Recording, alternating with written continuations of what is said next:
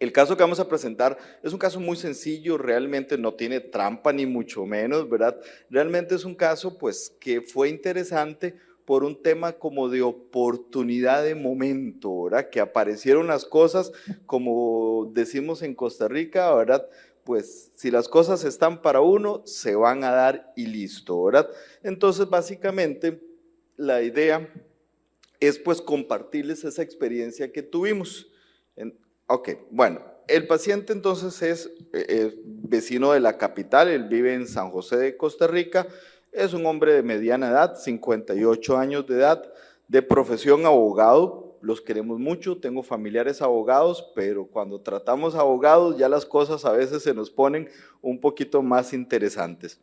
Dentro de los antecedentes personales, únicamente es hipertenso, con pues, un IECA muy sencillo, manejo su hipertensión, pero sí tiene tiene una diabetes, tenía, más bien ahora les digo por qué, una diabetes metaesteroidal, ¿verdad? Él sí estaba ya con muchos años de estar recibiendo una dosis alta de corticoides, ¿verdad? Que obviamente, además de la diabetes, lo tenía cuchingoide, obeso y otras cosas.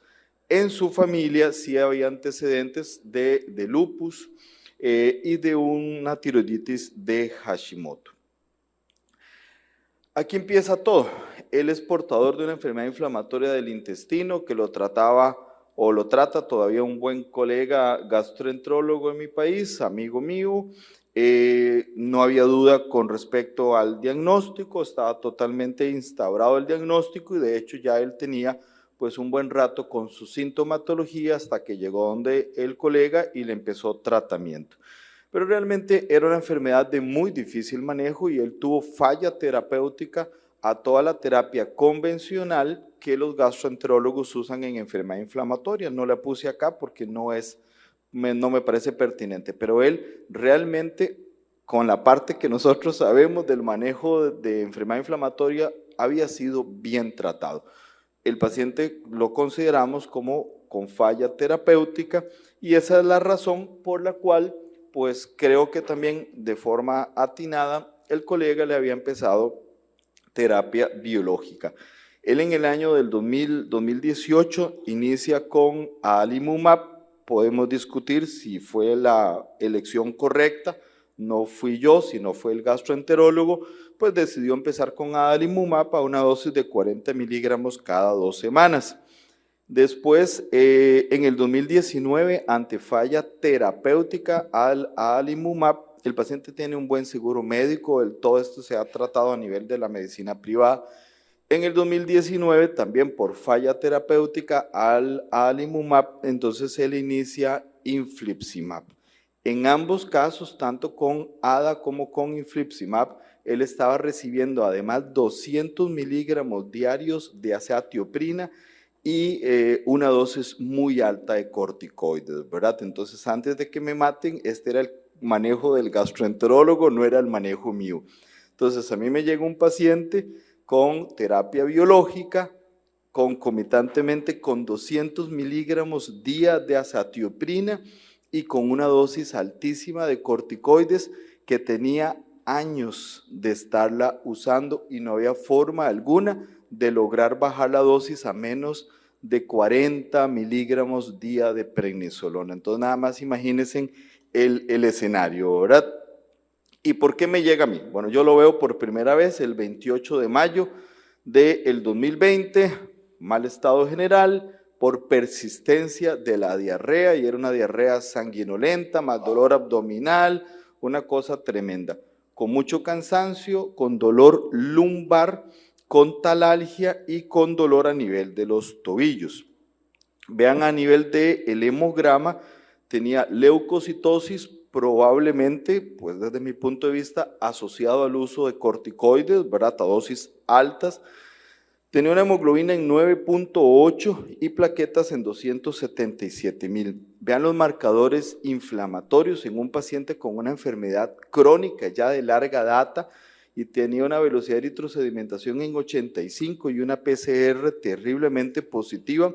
Curiosamente, a pesar de tener enfermedad inflamatoria del intestino que estaba muy activa, él estaba obeso, probablemente por las altísimas dosis de corticoides que se habían usado y que se seguían usando con él, estaba cuchingoide, con una limitación importante en la movilidad de la columna lumbar, y aquí es donde la cosa, por dicha, creo yo, empieza a ponerse favorable para él, con una sinovitis de tobillo derecho y una entesitis aquilia derecha. Realmente el gastroenterólogo me lo envía por la desesperación que tenía, pero él no me lo envió tanto, obviamente por la parte del manejo de la enfermedad inflamatoria del intestino, sino porque el paciente aquejó síntomas articulares que no tenía previamente. A él sí todo lo empezó claramente a nivel intestinal y después aqueja ya la patología articular, obviamente en el contexto de un paciente obeso, cuchingoide, pues para el gastroenterólogo no era fácil definir, y más que la sinovitis era a nivel de tobillo, que muchas veces, ¿verdad?, en un paciente obeso es difícil definir si esto es sinovitis o no. Entonces, pues ese fue el motivo realmente de envío. Pues obviamente, como les digo, no crean en nada extraño, en el caso no tiene ninguna sorpresa, pues yo creo que acá el 100% estamos pensando en una enfermedad articular asociada a la enfermedad inflamatoria del intestino, en una espondiloartritis, y sí, definitivamente que sí. Bueno, aquí les comparto obviamente los criterios ASAS para enfermedad axial. Recuerden que él tenía dolor lumbar. De hecho, no fui específico en las características del dolor lumbar, precisamente para recordar que, bueno, el grupo ASAS cada vez procura que no seamos tan detallistas con el tema si el dolor lumbar es inflamatorio o no. Realmente cualquier persona de menos de 45 años de edad con un dolor lumbar crónico debe de aplicársele estos criterios de clasificación para ver si tiene o no una espondiloartritis. Entonces, bueno, pues le solicitamos estudios y bueno, la MRI no aportó realmente gran información, ahora menos. Bueno, la MRI no nos ayudó realmente. Esclerosis subcondral, datos de espondiloartrosis, recuerden que él tiene 58 años y además obeso, pero realmente datos de edema óseo para poderlo clasificar, digamos, como una espondiloartritis axial no tenía, con un B27 negativo, ANA negativo, factor reumatoide y péptido citrullinado negativo, ¿verdad? Entonces, el pasador es el que se... Bueno, entonces hasta aquí, pues claramente la sospecha persiste de una espondiloartritis, pero una espondiloartritis no axial, sino más bien periférica, que en base con los criterios clasificatorios ASAS, pues los cumple apenitas, ¿verdad? Tenía artritis periférica, tiene afectación entésica, y tiene una enfermedad inflamatoria del intestino total y absolutamente demostrada por gastroenterólogo. Entonces, lo clasificamos precisamente como una espondiloartritis periférica. Y bueno, vean ustedes que obviamente dentro de las manifestaciones extraesqueléticas, precisamente la enfermedad inflamatoria del intestino, junto con la piel, psoriasis y la uveitis, son las tres manifestaciones más frecuentes en estos pacientes. Y nada más recordar que, bueno, obviamente el concepto de espondiloartritis hoy en día es un concepto mucho más amplio. Hablamos de que es un grupo de enfermedades que comparten diferentes características radiológicas, clínicas, ¿verdad? Y que al final de cuentas, pues hablamos de un grupo de enfermedades. Y bueno, la afectación periférica, ¿verdad?, precisamente es una de las manifestaciones, y aquí es donde decimos, bueno, casualmente cuando la artritis es mi salvación. ¿Por qué decimos eso? Porque él definitivamente sí tiene una espondiloartritis, a pesar de que el B27 es negativo. Vean ustedes la prevalencia de B27, ayer lo discutíamos bien, pues en nuestra población latinoamericana realmente es baja, y en las enfermedades inflamatorias del intestino es de las que tiene pues todavía la prevalencia más baja de B27, ¿verdad? Entonces, eso no me excluye el diagnóstico. Entonces, hasta aquí, pues creo que no tenemos duda con el diagnóstico. Ahora sí, tratamiento. ¿Cuál era el tratamiento con el que yo lo recibí el 28 de mayo del 2020? Infliximab, 200 miligramos de azatioprina y 60 miligramos de prednisolona por día.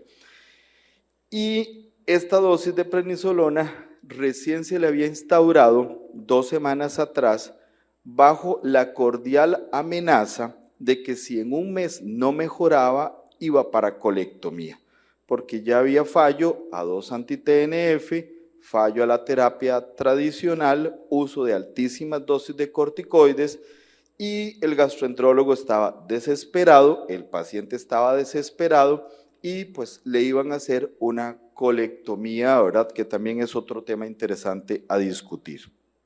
Entonces, dentro de este concepto, ¿cuál fue el tratamiento, ¿verdad? Dentro de las opciones que nos quedaban? A iniciar, tofacitinib. O sea, yo en ese momento sí fue muy interesante la plática con él, porque si ustedes revisan en la temporalidad, en ese momento tofa no tenía la aprobación de FDA para enfermedad inflamatoria del intestino. Y yo le iba a prescribir un medicamento, ¿verdad?, sin aprobación a un abogado, ¿verdad? Entonces, pues fue interesante la plática con él. Obviamente me sirvió mucho que él estuviera desesperado y que la otra opción iba a ser la colectomía, ¿verdad? Entonces, entre una opción y la otra, pues realmente él accedió a usar el tofacitinib. Lo iniciamos a una dosis de 5 miligramos BID, esto fue en junio del 2020, con la cual hubo una respuesta parcial. Hubo una muy buena respuesta de la parte articular, la sinovitis se quitó, la entesitis también, pero la enfermedad inflamatoria del intestino, que era pues la que inició todo, hubo una mejoría pero parcial. Y esa fue la razón por la cual le aumentamos la dosis a 10 miligramos BID. También tenemos que hacer la salvedad de que en este momento no había ningún warning de la FDA de todos los eventos cardiovasculares que discutimos el día de ayer. Con la dosis de 10 miligramos BID, ahí sí hubo una extraordinaria respuesta, ¿verdad?, tanto de la parte articular como de la parte intestinal. Pero bueno, entonces la cosa, como decimos en Costa Rica, se pone más sabrosa, usando un medicamento fuera de la indicación y a una dosis altísima en un abogado, ¿verdad? Hoy en día somos buenos amigos, la relación ha terminado bien, no se preocupen, ¿verdad? Pero bueno, obviamente, pues cuando empezaron a salir las advertencias de FDA, pues hablamos con él y afortunadamente la enfermedad hubo una muy buena respuesta. Entonces le hemos reducido la dosis, ahorita él está con 5 BID y esta es la última analítica que tenemos de él, 8.700 leucocitos con una hemoglobina en 13.8, 237.000 plaquetas, marcadores de inflamación absolutamente normales, ha bajado de peso, se quitó el dolor lumbar. Recuerden que en la MRI no había esta inflamación, era probablemente el sobrepeso que tenía también. Ya no está cuchingoide, la movilidad columnar es normal, no hay sinovitis, no hay entesitis y tiene su intestino. No se le tuvo que hacer la colectomía y está en monoterapia, ¿verdad? Entonces, pues obviamente este es un caso interesante de mera oportunidad. Lo salvó la artritis de tobillo, ¿verdad? Porque si él no hubiera hecho artritis de tobillo, estaría con una colectomía porque ya era lo que le tenían incluso programado con fecha, ¿verdad? De forma tal que, bueno, pues a veces la medicina nos da estas oportunidades y a veces definitivamente nos toca ser un poco creativos, ¿verdad? Y hacer cosas pues que aunque no hay una evidencia clarísima, pues tampoco hay otras opciones. Y como decía un ex profesor mío, si nos vamos a equivocar en medicina, procuremos equivocarnos a favor del paciente. Eso era lo que quería compartirles.